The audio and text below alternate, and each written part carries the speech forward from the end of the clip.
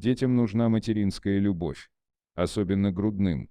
Доказано, что малыши, к которым мама часто прикасается, носит на руках, гладит, целует, развиваются быстрее детей, лишенных материнского тепла.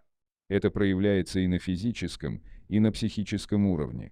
Необделенные вниманием и заботой дети растут спокойными, уравновешенными, без страхов перед миром и с доверием к окружающим.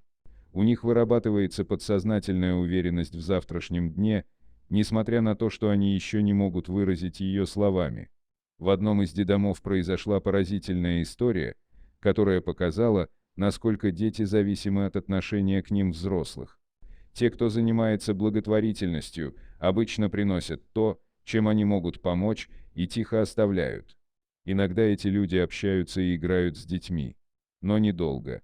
Большую часть времени дети из детдомов проводят в одиночестве или с нянями и учителями. Особенно редко благотворители заходят к грудным детям, поскольку те еще и ответить не могут и не в силах понять, что к ним наведались гости. По крайней мере, так думают многие взрослые. Каким же было удивление одного благотворителя, когда он решил зайти в зал с младенцами. Около сотни кроваток стояли рядами одна возле другой. Все одинаковые. Зал наполняла жуткая, пугающая тишина. Мужчина понял, что внутреннюю тревогу у него как раз и вызывает эта абсолютная тишина. Младенцы не издавали ни звука.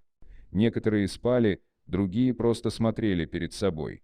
Но никто не плакал, не хныкал, ничего не просил и никого не звал своим слабым голоском. Это показалось посетителю неестественным. Няня все объяснила: попадая к нам, первое время они сильно плачут. Но проходит час, 2 часа, день, неделя, и они успокаиваются, так как понимают, что к ним никто не придет. Плач — психофизиологическая реакция, которая свойственна только человеку. У взрослых плач проявляется как результат длительного нервного напряжения или как реакция на короткое и сильное психическое переживание. Дети же слезами рефлекторно реагируют на боль. Для младенцев плач еще и способ заявить о себе, своеобразный язык общения. Выходит, что грудные дети, которые попадают в детские дома, неосознанно отказываются от этого способа самовыражения. Они убеждаются в том, что на зов никто не ответит, а значит, кричать бесполезно. Ни через 5 минут, ни через полчаса к ребенку никто не подойдет. Если он станет капризничать, то некому будет его успокоить. Из-за этого у малыша вырабатывается привычка молчать. Эта история очень печальна, как и сам факт наличия детей в приютах. Каждой маме грудного ребенка, прочитавшей эти строки, сразу захочется подойти к своему малышу и взять его на руки. Только для того, чтобы он не чувствовал себя одиноким. Ведь в таком возрасте ребенок воспринимает мир очень тонко, то интуитивно. И не может сказать, насколько родные люди нужны ему.